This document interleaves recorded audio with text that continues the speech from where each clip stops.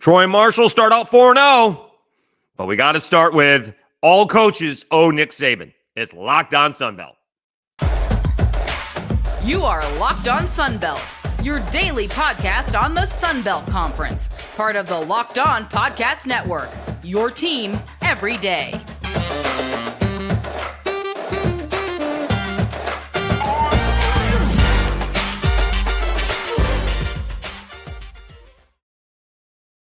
All right, Dave Schultz, Locked On Sunbelt, your team every day. Today's episode brought to you by Gametime.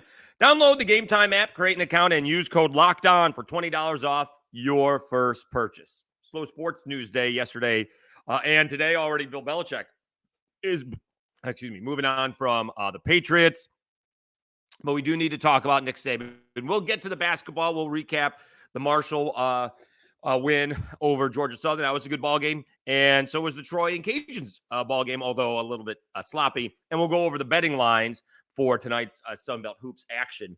But the huge news yesterday in sports, maybe just period, was Nick Saban calling it a career. I'll be honest with you. I'm not sure I saw that one coming. I thought he was going to try and run it back one more time with Jalen Milroe. He bought a big house, in South Florida. And, you got all the NIL and all the portal stuff. That is not the easiest thing to deal with. And so it's a 365, a year, 365 day a year job. And so there's no downtime, really. Whereas the pro coaches get some downtime. If you take what the pro coaches are doing now, other than fighting for jobs, they're breaking down their own team, right? They get a little bit of a break. Free agency doesn't start for a little bit. There's downtime. They don't have to worry about, recruiting kids coming up in February, not to mention keeping their own kids. They don't have to worry about any of that. And so I don't know if there's a team out there that has benefited from NIL and the portal just quite yet. But maybe the NIL and the portal has hurt Alabama more, where it's evened things out a little bit more across college football, where Alabama isn't quite as dominating. Like, there had been times when they were just exponentially better than their opponents. And there was a huge separation, whether it was them and Ohio State, them and Clemson, them and LSU, them and Georgia. And that's not the case anymore. So things have evened out a little bit there, although other schools haven't quite taken advantage. You could say Oregon got Bo Nix, but that didn't get him to a playoff. He hasn't, Dan Lanning still hasn't been in a playoff, and that's the name right now that seems to be most connected with Alabama. But this is what I wanted to say, because I'm really good at talking out of both sides of my mouth and both sides of my mouth. And this is the best part about it. And I didn't really know any of this until I got to Alabama and spent 3 years doing radio in Mobile. I think it's 12 million, but we'll just say 10 million because that's easier in the math. Because I could sit here and tell you, as a college football coach, Nick Saban is overpaid. $10 million is a lot for college football, and he's overpaid for that. And yet at the same time, as I would go over these numbers, and I'll give credit to Joe Pompliano, puts all these great sports stories on X/Twitter. But he really does break it down on the kind of effect that Nick Saban has had. And I think people need to understand, Alabama or Tuscaloosa is a small college town. I guess there's a Mercedes-Benz plant not too far away from it. But other than that, everything in Tuscaloosa revolves around Alabama. And, well, it's Alabama. They've been good forever. No, they haven't. Between Bear Bryant, who actually won a couple of championships right before he retired in 78 and 79, and Nick Saban, Alabama won one national championship. That was 92. That was Gene Stallings. That's it. So between 79 and 2008, they won in 92 or 2009, whatever it was.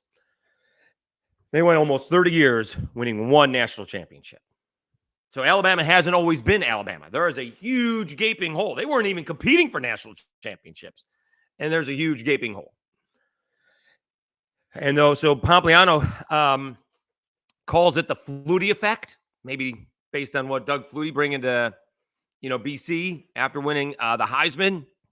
Nick Saban arrived, and I'm reading his tweet from yesterday. Nick Saban arrived in 2007. Alabama's enrollment has increased from 25,000 students to 40,000 students. That's a 60% jump compared to a 10% national average. Now, here's the other thing. The type of student matters more. Alabama went from the majority of its student body consisting of in-state students to the majority now being out of state. That is one thing that shocked me. This is important because those students pay 3 times more in annual tuition, $32,000 versus $11,000, and it means Alabama increased its annual revenue by hundreds of millions under Nick Saban. Alabama paid him more than $130 million over 16 seasons, but you could argue he was worth more than $1 billion. Nick Saban is the best investment this university has ever made, Alabama Chancellor Robert Witt. All right, so a couple of things with this. My producer, Michael Bronner, from New Jersey, all right, knew that he wanted to go to a big sports school in the South, probably get away from the snow. And I think Tennessee was his best option. At one point in time, they put him on a waiting list. And then literally, he admits this, 2nd and 26 against Georgia to win the national championship, convinced him to go to Alabama. All right. My college roommate lives in Connecticut. And while his sons and now daughter were going through the process of picking out colleges, he noticed coming to Connecticut, Alabama was coming to Connecticut. Come out of the snow. Come to the South. Right. And that's what Nick Saban has done. So in one breath, you can say he's underpaid. And then in another breath, you can say he is severely he's overpaid and severely underpaid at the same time, and most likely severely underpaid. Okay. And now somehow I was given, this is fascinating, I was given GJ Kinney's contract. All right. So make sure we understand this. And obviously there's a big difference. Josh Pate made a big deal about this. There's a difference between getting paid low 6 figures and high 6 figures, right? $100,000 is nice, but that's not the same thing as $750,000. They're both 6 figures, but those two are very diametrically opposed. And so there's a difference between, $1 million and $12 million. I understand that. But nonetheless, because Nick Saban, rose everything, caused everything to rise. GJ Kinney, 1 year of Texas State, 1 year, has a 5-year, $5 million contract minimum. He can earn, I believe it says, another $700,000 per year in addition. That's awesome, right? Now, just like it would be in Tuscaloosa, I presume $1 million goes a long way.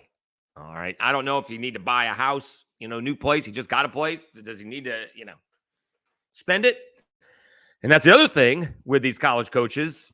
They don't have to spend it, right? Maybe you go get a place by the beach. Who knows?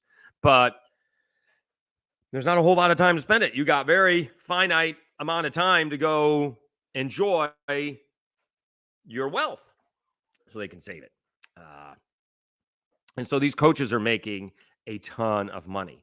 The defensive line coach that LSU just got from Texas, $1.25 million. I believe Alabama's strength and conditioning coach, somewhere between $750,000 and $1 million. All of that is because of Nick Saban. And so all these coaches who are making, whether it be Jared Parker at Troy, Bob Chesney at JMU, Kane Womack at South Alabama, Mike Desmo here for the Cajuns, they're all making high 6, if not 7-figure salaries. And that's all because of Nick Saban. And now other schools, right, and I'm sure most of this was already done, but, Tulane, for example, right? Tulane has just hopped on we need to do better with our athletic program. And they went out and got John Summerall. All right. You can't beat a 3.5-hour commercial on TV. And that's what Alabama was getting. Plus, they would get the SEC championship game. And then they would get, either a BCS championship game or a playoff game. and you can't beat that. It's 3.5 hours, and I visited Tuscaloosa. It's a gorgeous campus. I did not realize it is. It's fraternity and sorority row are right next to the stadium, and then they stuck in a Publix. But all of the coaches owe Nick Saban,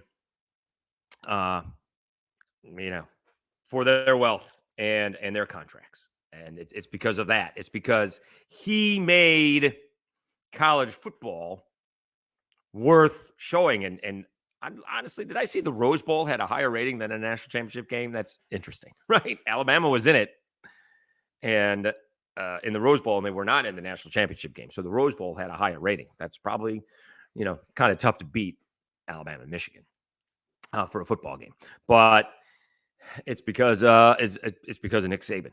And more schools, that's why I was so disappointed that Syracuse did not hop on the NIL and portal deal, because you can open yourself up to more people coming to your school, the better your athletic programs are.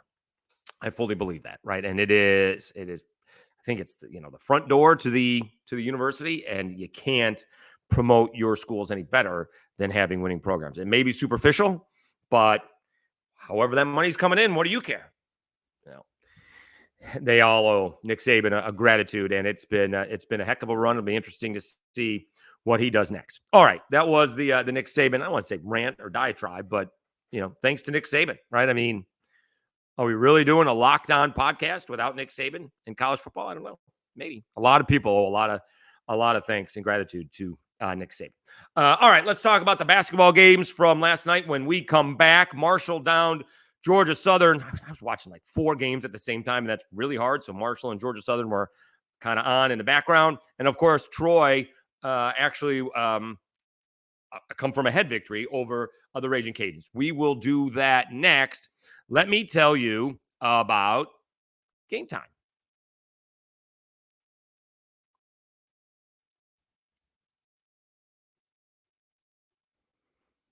You shouldn't have to worry when you buy your tickets to your next big event. Gametime is the fast and easy way to buy tickets for all the sports, music, comedy, and theater events near you. With killer last-minute deals, all-in prices, views from your seat, and their best price guarantee, Gametime takes the guesswork out of buying tickets.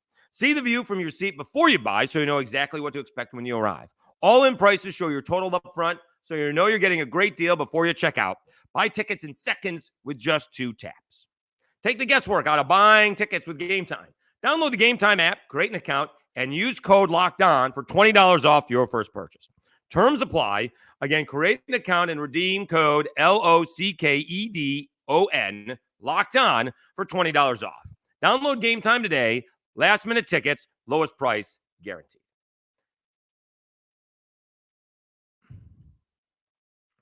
All right, Dave Schultz, Locked On Sunbelt, your team every day. Had a couple of Sunbelt ball games last night. I've watched my nephew, big Louisville fan, so we're sort of watching that. Didn't even get to the Syracuse game until after the Sunbelt games ended. And the Pelicans were on early. Pelicans, watch out. Pelicans are all of a sudden hot. Anyway, so Georgia Southern and Marshall started first, and this was a good ball game, okay? Again, we've talked about it. Marshall started out 3-0, despite starting 5-8 in the conference, or out of conference.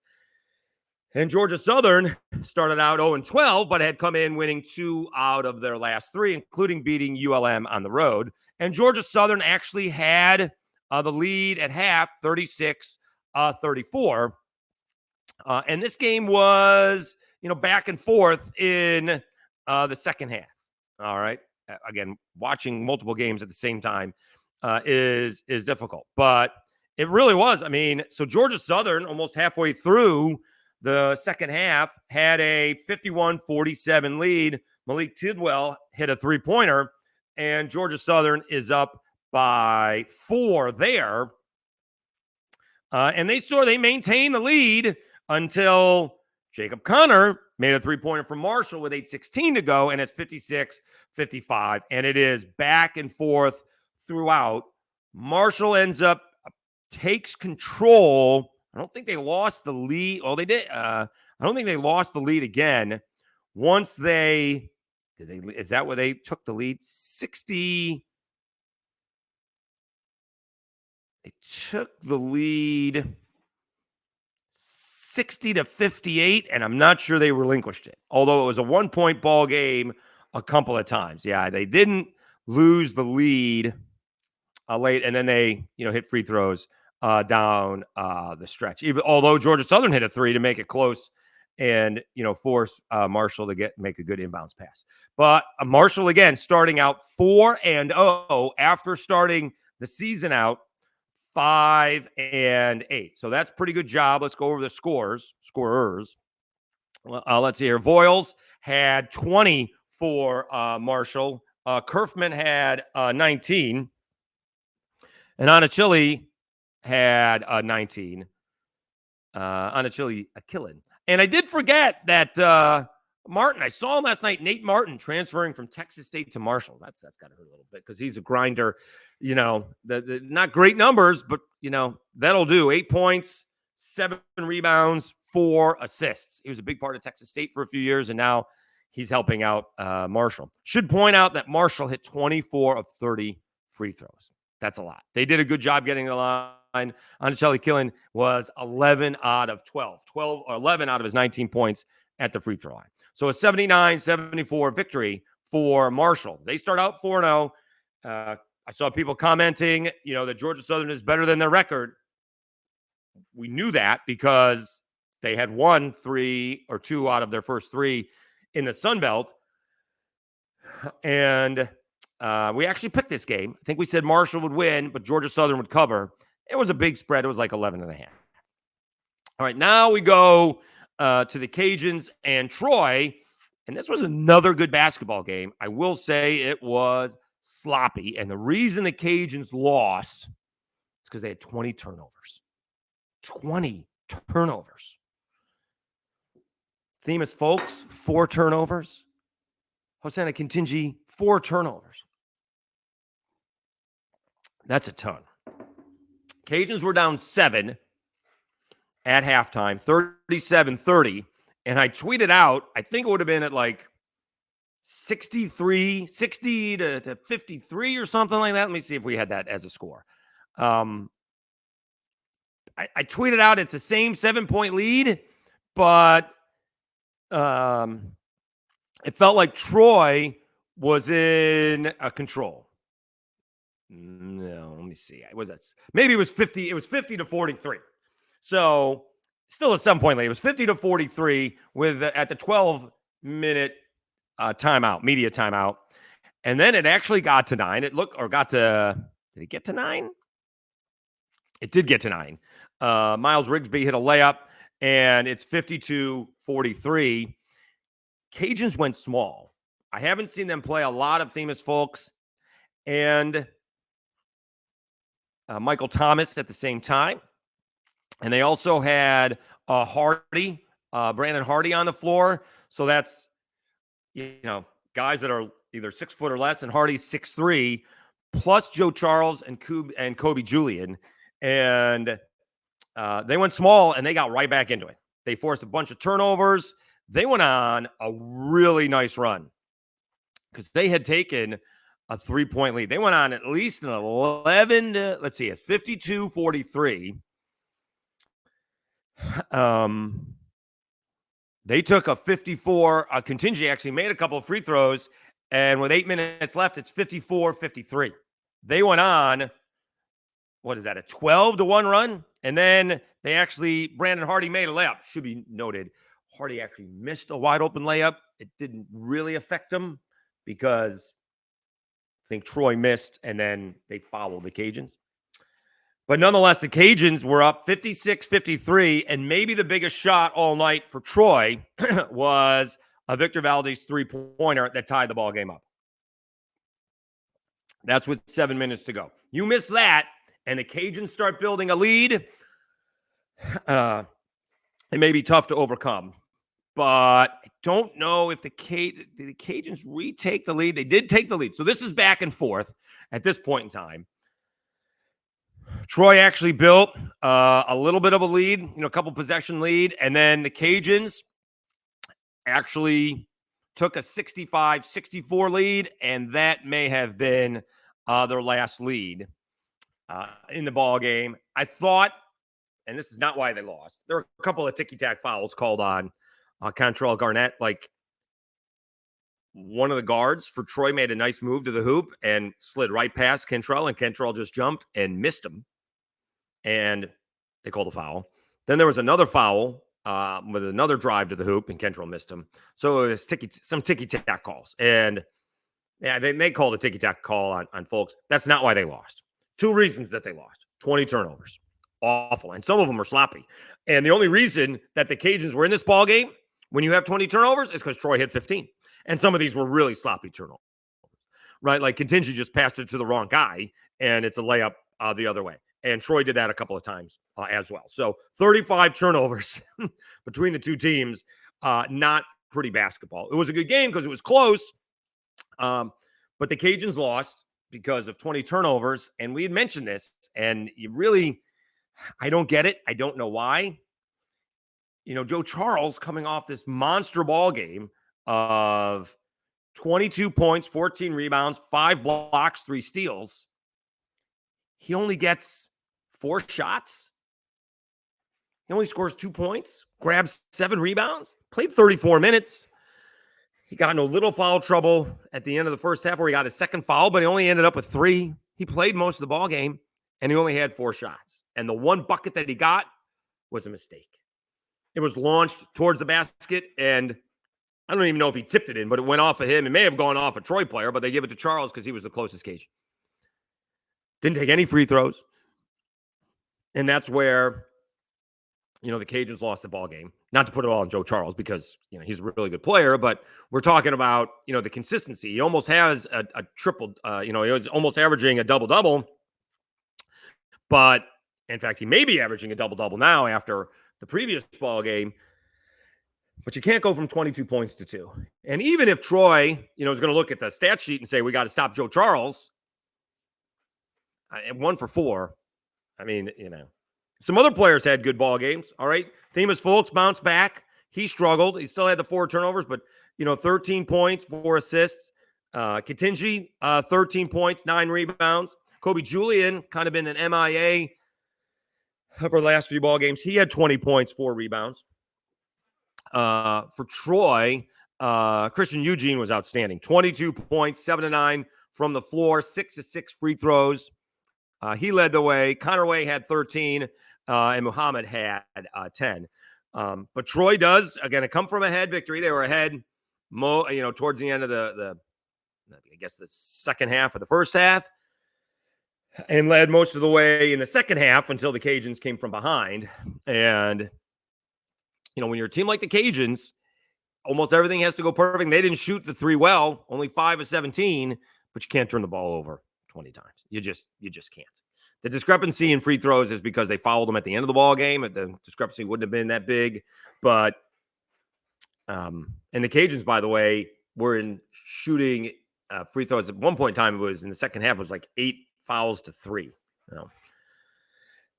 The Cajuns had their shot in this ball game, and it'd be one thing if you had a couple too many turnovers. They had 20. You can't win a ball game when you're having 20 turnovers. That's how you lose. Troy wins 79-73, and they are undefeated. They're 4-0 as well. Cajuns dropped to 1-3. Cajuns better be careful. They get Arkansas State next. And the only benefit of that is that they're going to have an extra day rest compared to Arkansas State, who's playing tonight. All right, let's take a timeout. We'll go over the betting lines. I think I was right on these 2 ball games. That Troy would cover was only 2.5, and Marshall would win, but Georgia Southern would cover. That was like an 11.5 point spread. So that turned out being right. All right, let's take a timeout. When we come back, we'll go over the lines and see what picks I'm going to make and probably get wrong. Coming up next on Locked On Sunbelt, your team every day. All right, let me tell you a little bit about FanDuel. The NFL regular season has wrapped up, but there's still time to get in on the action with FanDuel, America's #1 sportsbook. Right now, new customers get $150 in bonus bets guaranteed when you place a $5 bet. That's $150 in bonus bets, win or lose. The app is so easy to use, and there's so many different ways to bet, like live same-game parlays. Find bets in the new Explore tab. Make a parlay in the Parlay Hub, That's the best way to find popular parlays and more. So visit FanDuel.com/lockedon and make your first bet a layup. FanDuel, official partner of the NFL. All right, Dave Schultz, Locked On Sunbelt, your team every day. Let's go over the lines for tonight's ball game. The only problem with the lines in college basketball, unless it's like a top 25 team, and even that may not be the case, these lines don't come out until like the day of. That's the only thing. I don't even think they come out the night before. All right, so let me make sure I get all these games because FanDuel won't separate it into conference and make sure I get all the games. All right, so James Madison taking on the South Alabama Jaguars, and that's a 12.5-point spread. I think the Jags are going to win. I think South Alabama covers. I don't think South Alabama is that good. I think James Madison is good. That seems like a lot of points. James Madison has not been covering as of late, which they don't really care about, but just say it. We'll see if South Alabama can bounce back. I think they lost. They didn't lose a couple of ball games at home. Yeah, they're 1-2 after that big win and come from behind victory over ODU. They dropped 2 games at home, although both close to Georgia State and App State. But tough to compete in the conference when you're losing home games. All right, so we'll take South Alabama to cover, but James Madison to win. Up next, we do have Coastal Carolina taking on App State. App State, 8.5-point favorite on the road. We're going to take App State to win and to cover. I was impressed with Coastal Carolina.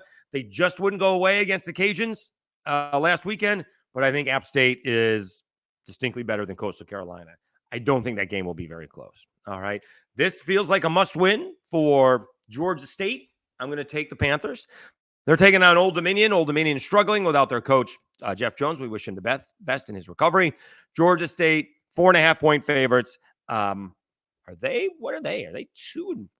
I think they're 2-1 to begin the season. Let's see here. They are 2-1 in the Sun Belt. And so now Georgia State can start out 3-0 with a win, which should be relatively easy. And then I think they get Georgia Southern. So that won't be easy. But all of a sudden, Georgia State could start out 4-1. And remember, we mentioned this. They only had 3 wins last year. So that's pretty good. All right. Let's see what else we have. So we'll take Georgia State to cover. It's only 4.5. Now we got to scroll down a little bit further. You got Monroe taking on Southern Miss. That is in Monroe. I mean, Southern Miss is better. They're 4.5-point favorites on the road. That's just not that many points. I don't think Monroe is that good. We will take Southern Miss by 4.5. Arkansas State, 6.5. I think they're going to cover. They got Texas State. Texas State, 6.5-point underdog on the road. I am taking Arkansas State. And this is where I need to yeah, and that's it. Okay, so that's all. Need to make sure I'm doing all of the teams, and especially with a couple of games that we played last night. Okay, so to recap, we'll take James Madison to win, but South Alabama to cover. Georgia State to cover and to win. App State to beat Coastal Carolina on the road and to cover the 8.5. Southern Miss, 4.5-point favorite on the road to Monroe. Will take the Golden Eagles. And Arkansas State will beat Texas State and cover the 6.5. And again, Arkansas State started out 4-8.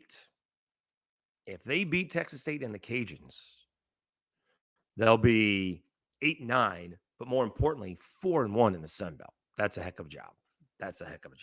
All right. Thanks so much for tuning in to Locked On Sunbelt, your team every day. We'll be back tomorrow to recap Thursday's action and what other, earth-shattering news happens on Thursday. Thanks again. I'm your host, Dave Schultz, and you've been watching Locked On Sunbelt, your team every day.